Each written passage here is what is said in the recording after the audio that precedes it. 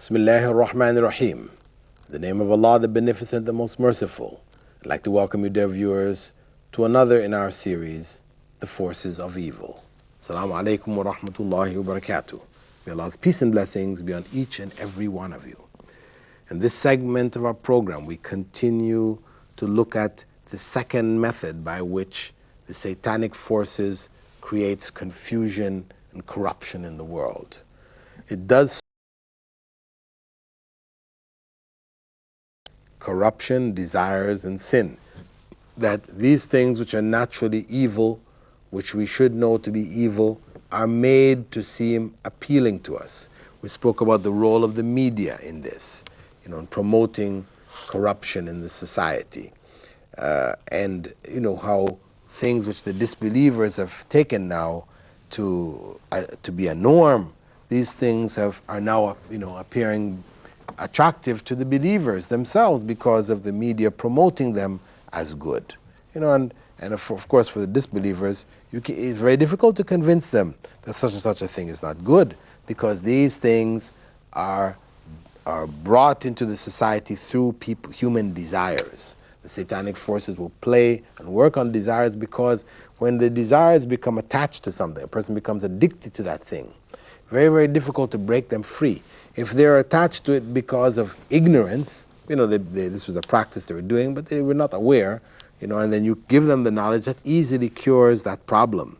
However, when people are linked to something on the basis of that emotion, that desire, it's locked in on it, then it's very, very difficult to handle. And we spoke of alcohol as being the major facilitator of that. We spoke about the media, we spoke about now of alcohol, how alcohol lowers human inhibitions and then makes sinful things appear appealing, attractive, etc. Now, the second area related to this is that of sexual deviation. Sexual deviation. That males and females, and usually when you hear the text, they refer mainly to the males, etc., because much of the deviation comes through their channel. The women tend to follow. So, men are often addressed. For example, Prophet ﷺ had said, "Ittaqu an-nisa, fa inna awwala fitnatin, أو أول فتنة بني إسرائيل كانت في النساء." That is, beware of women, for indeed the first trial or temptation of the children of Israel came through women. Now, from the Islamic perspective, it's not a matter that woman is the great temptress. She is the evil one. She is the one who got Adam to eat from the apple, and then they fell from the Garden of Eden. This is not the Islamic belief.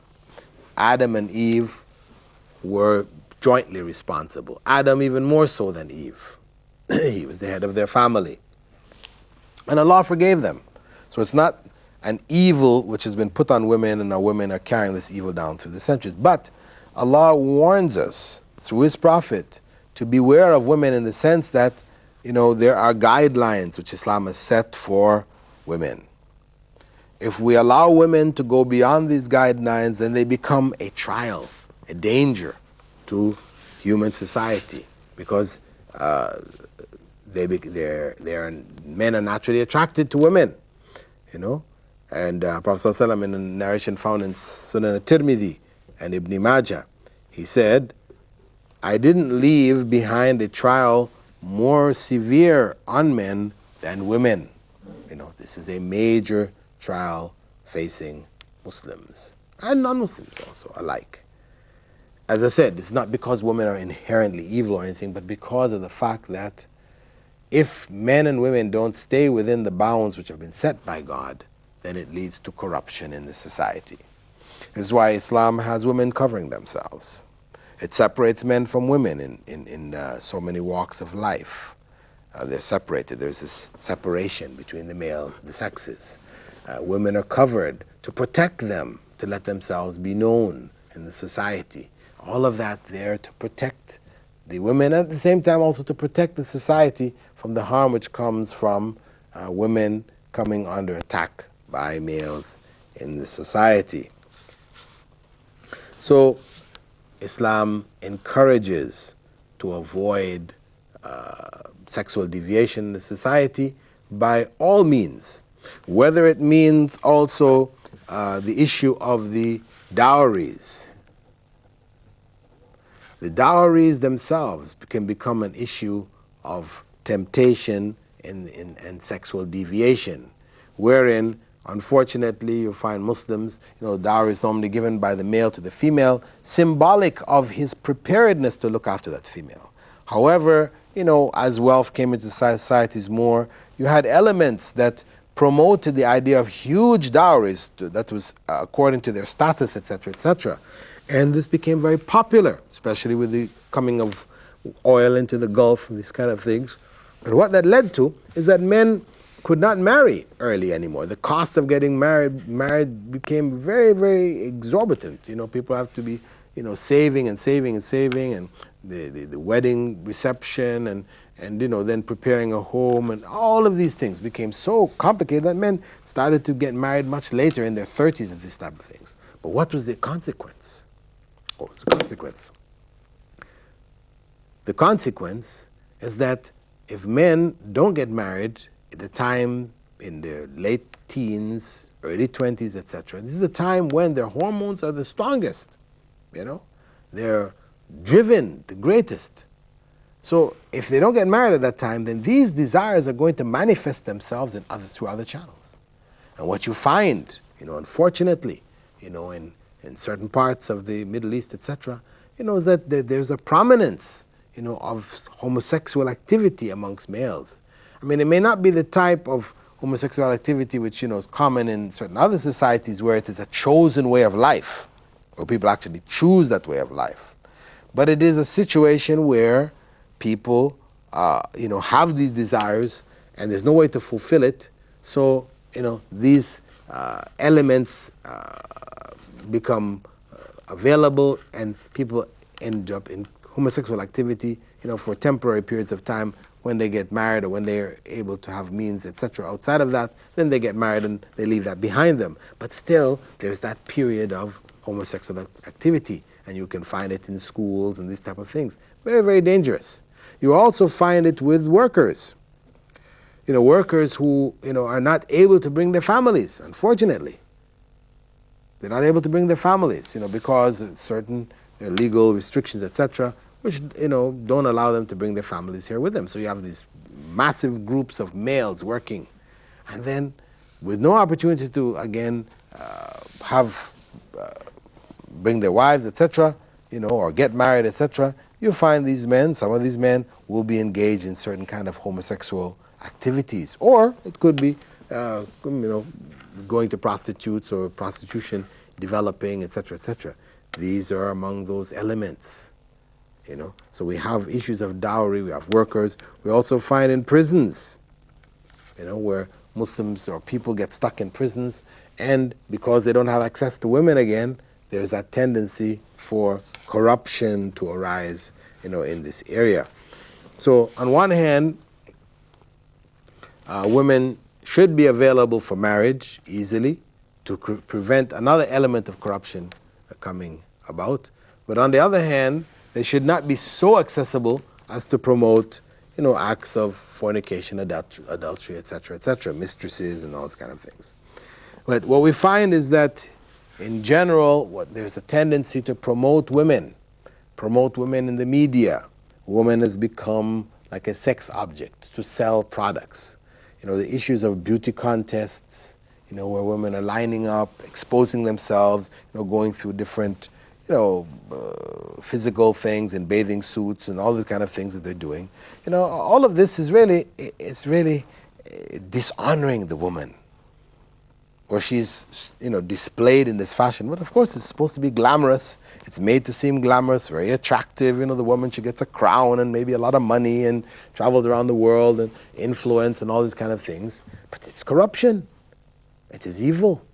And it promotes further corruption in the society. Also we can find, other elements of this corruption coming through the nudist beaches and nudist colonies, issues of bathing naked, which is common practice in the West, where, for example, students in schools, when they play gym, they have PE, whatever. When the time comes to bathe, they're put into these rooms with just shower heads on the walls. So people have to go in there and all bathe naked. This is also exposing people to corruption. This is sexual deviation. It's not necessarily male-female, but it's male-male. Men are exposing themselves, and this is supposed to be natural. They're promoting this idea that to be shy about oneself, etc., it's considered to be some kind of psychological problem. And the basic idea that the West promotes is, if you have it, flaunt it. You got the stuff, then you should be proud of it, show it off. This kind of thing. Whereas this is totally against Islamic teachings. Private parts of the body are to be covered. They're kept from the view of the public. Because exposing body parts becomes a corruptive influence in the society, without a doubt. So Islam opposes at all levels anything which would promote different aspects of sexual deviation in the society, whether it's through the media, whether it's through things like beauty contests, things like nudist colonies, beaches, this type of things. Islam does try to separate the sexes, males from females, but at the same time it does encourage early marriage, discourages the late marriages, which tend to produce circumstances for corruption, where males unable to have access to females, in confined areas or in limited places, etc., you'll find them, getting involved in, corrupt homosexual type activities. And we also talked about, special areas like in prisons, etc. It becomes very, very important that those in positions of authority, etc., be aware, to protect this population, even people in prison, from the harm which may come from it. And coeducation, where males and females are studying together. This is something which has been strongly promoted in the West, the idea of separating girls studying separately, males studying separately. That this is something not good, it's not healthy, it's not educationally sound. But the fact of the matter is that, experiments which have been done in all-girl classes, etc., show that girls' performances increase rapidly over mixed classes. And that's the same in the case of males, where their teachers are males. Because, of course, they've done some experiments where they separate the males out, but they give them female teachers. And, of course, again, this is going to affect the productivity of that class, where young males tend to respond more readily to male teachers, where female teachers are not able to motivate them and to move them and for them to respond to them in the way that males do. So their productivity may not seem to gain that much, or it may not even seem to gain at all. Maybe they might even seem to go backwards. But where male children are separated out and given male teachers, then you find that there is an increase in their productivity. They do become better students, etc. So even in such a primary areas as separate education, co-education, instead of co-education or single-sex education, see, Islam tries to protect the society from those the harm which comes from the mixed education, etc. And that harm may be to the individual, where he goes to class. The males, usually it tends to happen more so with the males, they're distracted by the females in the class. So instead of focusing on one's work, etc., he's focusing on somebody who would like to be, would like to have some relationship with, some girlfriend, or etc. These type of things. This is promoted, and this is definitely something harmful. So the second area, the area of sexual deviation, is an area which satanic forces create confusion in the society. Splits up families. Families are split up because of, extramarital affairs and these kind of things. Also, where people get locked into deviant practices like homosexuality. This is why Prophet Muhammad ﷺ had said, teach your children salah by the time they're 7 and spank them for it by the time they get to be 10, and separate them in their beds. Most people think it's just separating the males from the females, but it's separating both the males from the males and the females from the females. They should not sleep together in the same beds. Why? Because corrupt activity may take place there and the child finds some pleasure in it, etc., and they're now turned towards it. And of course, once they go into school or circumstances outside of school where they come in contact with adults or whoever, that reinforces these kind of feelings, these practices, etc., then we have the makings of corrupt individuals, whether they're homosexuals or heterosexuals. Now, the third major area of beautification of sins and desires is the area of music and singing. And that area, inshallah, we'll cover in our next program.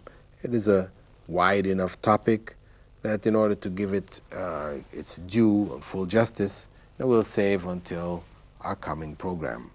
But suffice to say in this program that we have focused on sexual deviation as the second major area, the area following drinking alcohol or intoxicants. And we could also add to the issue of sexual deviation that much of the deviant behavior becomes facilitated by the taking of alcohol. So they're sort of interrelated. You can't really separate them out. That much of the sexual deviation which takes place in society, is where people are under the influence of intoxicants, one way or another. So with that, dear viewers, I'd like to thank you for being with us in this segment of our program, The Forces of Evil.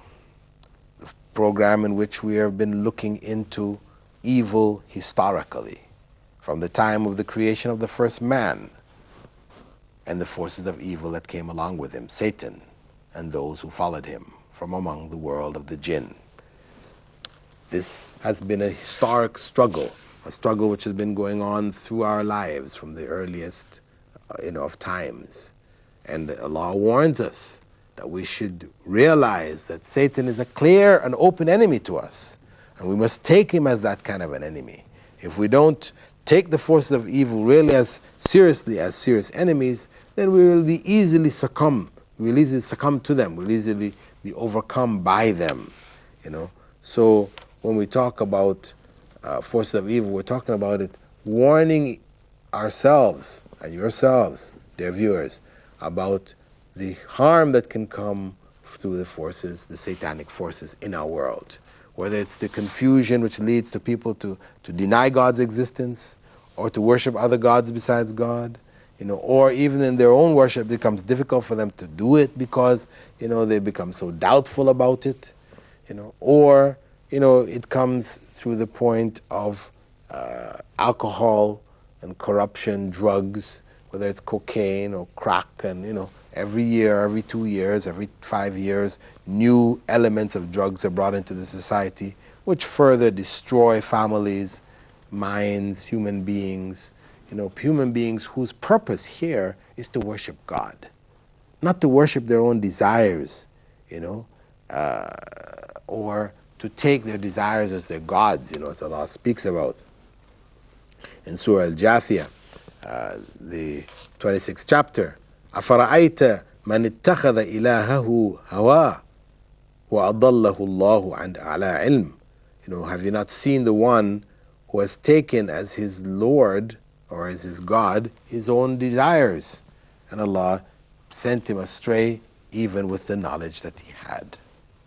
So, dear viewers, we'd like to thank you for being with us in this segment. As I said, we hope that you'll continue to watch the coming segments, and you may contact me if you'd like to give any comments or would like to share any thoughts on this subject or others. You may contact me at my webpage, bilalphilips.com. That's BILALPHILIPS, one word, .com. Assalamu alaikum wa rahmatullahi wa barakatuh.